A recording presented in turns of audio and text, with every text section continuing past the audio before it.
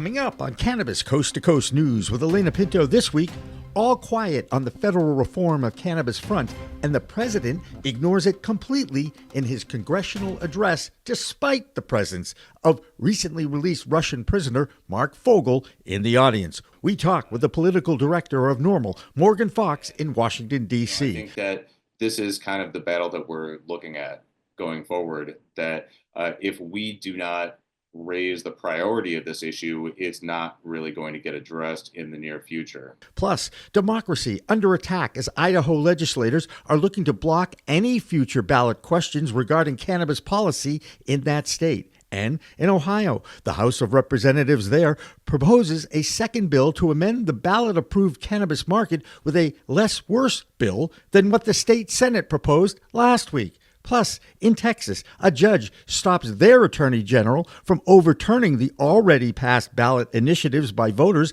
that decriminalize cannabis possession in many cities in that state, including Dallas. All that, plus more state reports and international news, including the arrest of a beloved caregiver in New Zealand, sparking protests in that medically approved nation. Cannabis Coast to Coast News with Elena Pinto is next.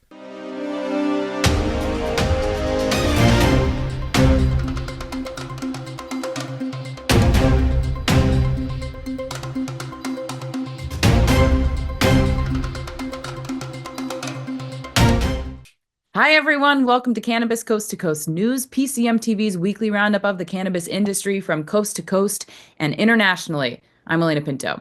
I am not going to remind you again about our app. Actually, yes, I am. You can scan the QR code and connect with the App Store or Google Play to download it. The app is where you will find our most viewed interviews, talk shows, news shows all over the past 4 years. And over those years, there was a lot of hope and talk about the green rush as a dozen states opened up adult use markets. But now with the change in administration, there is no mention of federal cannabis reform. Case in point, President Trump's 90-minute address to a joint session of Congress this week and never mentioned the word hemp, cannabis, or marijuana. Though he did point out the prisoner he got released out of Russia, the teacher Mark Fogel, had been wrongfully detained in a Russian prison for years for getting busted for medically prescribed cannabis. Making federal cannabis a priority is a huge challenge for all DC lobbyists. And Morgan Fox is the political director for the National Organization for the Reform of Marijuana Laws, or NORML. And he had his monthly talk with our executive producer, Jimmy Young. Thanks, Elena. Appreciate it. I'm Jimmy Young, the founder of PCM TV, and I'm so happy to be joined by a friend in Washington, D.C. His name is Morgan Fox, and he is with the National Organization for the Reform of Marijuana Laws, which has taken on a completely different challenge over the last few months, let's just say. Morgan, thanks again for joining us, because I always do enjoy chatting with you about all sorts of things. Thanks for having me, as always, Jimmy. All right. So the last time we spoke, you talked about the challenges of making federal cannabis reform a reality in a Republican-controlled environment. How's that going? Well, right now, there's not a whole lot going on at the federal level. And this goes back to something that we've talked about on a number of different sessions about the priorities. And obviously right now, Congress and the White House have a lot of priorities that are way ahead of the list in terms of when they're going to get to them than cannabis policy reform. And I think that this is kind of the battle that we're looking at going forward, that if we do not raise the priority of this issue, it's not really going to get addressed in the near future. So definitely want to talk to you a lot more about exactly how that looks and what it's looking like. But so far, we've only seen a handful of bills be introduced at the federal level. We've seen a Veterans Access bill be introduced, and we have seen a bill that would prevent businesses from being able to get 280E relief, even if cannabis is rescheduled. So a little bit of a mixed bag. And on top of all that, you now have Terrence Cole in charge of the DEA, a devout prohibitionist. Is the rescheduling movement completely done? Is it going to stay at Schedule 1? I know that you can't answer that question right now, but it sure seems like the goal is to keep it where it is. Well, I think that was always the DEA's goal, under Milgram, and I'm assuming under Cole. Uh, Once Judge Mulrooney uh, halted the proceedings for fairly legitimate reasons. There was clear evidence of collusion between DEA management and opponents of the proposed rule, most namely groups like Project Sam and others. Uh, and there was certainly uh, a questionable process when it came to choosing who the witnesses would be for the hearings. So, I mean, these were definitely things that were problematic and should have been brought to light. Um, Unfortunately, it did result in the proceedings being delayed, and now the ball is entirely in DEA's court under a potentially even worse DEA administrator under Terry Cole than we had with Ann Milgram. This is a guy that still believes in the gateway theory, that has tried to tie cannabis use to mass shootings, completely unscientific, and has been a lifelong drug warrior. So he has no interest in resuming the proceedings. He has no incentive to do so unless he starts getting some heat from on high. That entire interview will be posted on our website, procannabismedia.com, plus the PCM TV app. Well, how quiet is it in Washington, D.C.? A report surfaced from an anonymous source in the White House who supposedly asks a former aide if the White House will listen to ideas on federal regulation. But that's not considered real progress. So only time will tell. But making reform a priority for the Republican-controlled government is buried behind federal layoffs, new tariffs, and what to do about illegal immigration. Oh, and there are still two wars going on in the Middle East and Ukraine. Another distraction from cannabis actually happened in the district where law enforcement shut down 25 illegal operators and confiscated their inventory. Some of those shops are coming into compliance now with the existing district cannabis laws. With more from the nation's capital, here's Andrew Behringer. I'm Andrew Behringer with the Washington, D.C. report for Cannabis Coast to Coast News. Washington, D.C. officials are reporting progress in their campaign against unlicensed cannabis retailers. Authorities announced that they have shut down 25 illegal gifting stores over the past 6 months. This crackdown follows new enforcement powers granted to the district's Alcohol, Beverage, and Cannabis Authority in 2024. Now, during the first 2 months of this year alone, 38 retailers either obtained proper licenses or ceased operations entirely. Particularly concerning, officials say some confiscated products tested positive for dangerous substances including amphetamines and psilocybin. Despite these enforcement efforts, authorities acknowledge that approximately 100 illicit cannabis shops continue operating across this district. The situation highlights a persistent regulatory challenge in D.C., where adult cannabis possession and use are legal, but congressional restrictions have prevented adult use sales. As of January, only 12 legal medical cannabis dispensaries serve the entire district. In other federal news, the cannabis industry is bracing for impact as President Trump's new tariffs take effect nationwide. With numerous critical supplies now facing steep import taxes, such as vape products are expected to be hit the hardest, as most hardware comes directly from China. Companies are already relocating production to countries like Malaysia to avoid the 20% tax. Packaging materials predominantly sourced from China will also see price hikes. Fertilizers and equipment like LED lighting systems are expected to become more expensive. Meanwhile, the booming cannabis beverage sector faces a double hit, with a 25% tariff on Canadian aluminum affecting canned products. For an industry already operating on thin margins due to heavy regulations and taxes, these tariffs represent yet another financial hurdle. Analysts predict consumers will ultimately bear these costs at the register, potentially pushing customers back to the unregulated market. Well, that's the Washington, D.C. report. I'm Andrew Behringer, reporting for Cannabis Coast to Coast News. Now let's take a look at some of the state reports, and there's a disturbing trend in many legal states whose leadership wants to increase taxes on cannabis to help make up for budget shortfalls in California, Ohio, Michigan, New York, And in Idaho, the state legislature there is trying to pass an amendment to their constitution that would eliminate the right for ballot questions on cannabis. In Ohio, last week, the state Senate introduced a bill that completely changes the existing laws and regulations that were voted into law.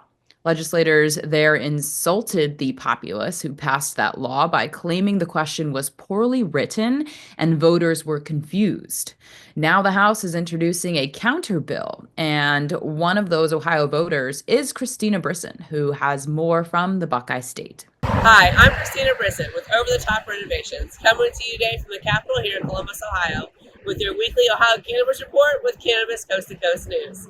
Last week we talked about Senate Bill 56 being passed and then moving to the House. Well, now the House has introduced a rival bill, HB 160, where it does keep a few things more in line for voters, where it does allow us the same number of plants that we're allowed to grow at home. It unfortunately does reduce the THC percentage from 90% to 70%, but does not limit the number of milligrams allowed in prepackaged items, allows us to smoke in more places like our own front porch, and unfortunately the taxes still land in the general fund.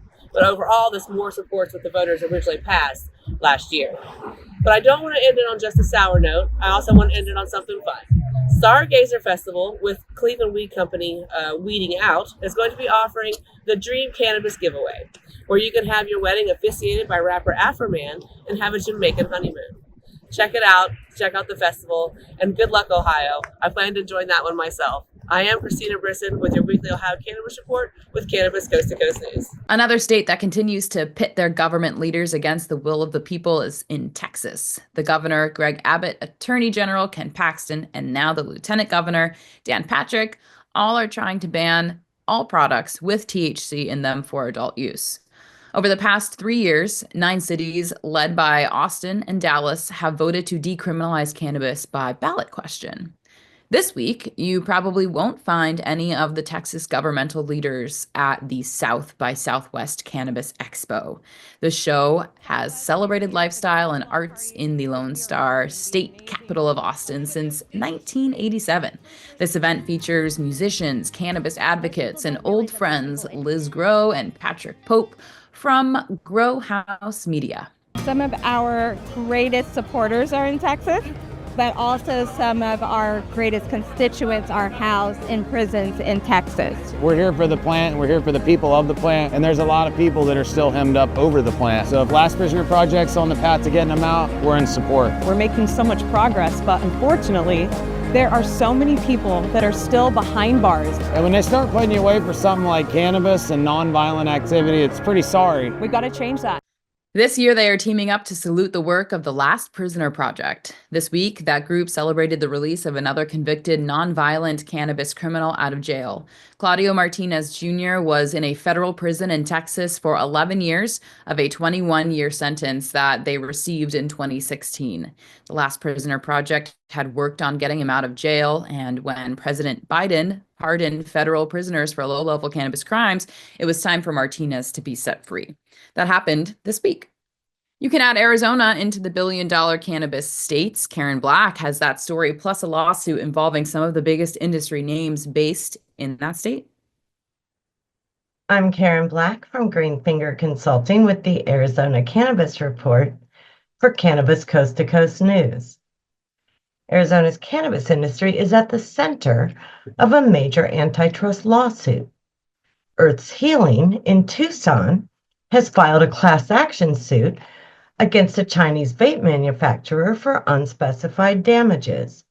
The retailer alleges the Shenzhen S'more Technology Company, known for its C-cell vaporizers, has operated an illegal monopoly since 2016. Several of S'more's U.S. distributors are also accused of colluding to control prices and eliminate competition. One of those distributors is Jupiter Research, based in Tempe, Arizona, and Jupiter is a subsidiary of Phoenix's Tilt Holdings. The case could have significant implications for Arizona's cannabis supply chain and pricing structures. As for sales figures, Arizona made it into the billion-dollar cannabis club again in 2024, but just barely. Preliminary total sales of $1.13 billion is down $245 million from 2023. And more declines this year as January sales dropped 20% year over year to $87 million, and the average item price fell 8%. On the legislative front, 2 more cannabis bills were introduced before the deadline, bringing the total number of marijuana measures to 12 this session. A new House bill would require water conservation plans for cannabis, just like every other crop in the state. It also introduces a 30,000 square foot canopy limit per licensee. The other new bill aims to protect tenants from eviction solely for cannabis use. A similar measure made it nowhere last year. 2 other marijuana bills made progress this past week. A measure to allocate $25 million for cannabis research is advancing in the Senate despite funding concerns. And a controversial bill that would restrict cannabis advertising, including ads that appeal to children, passed the House.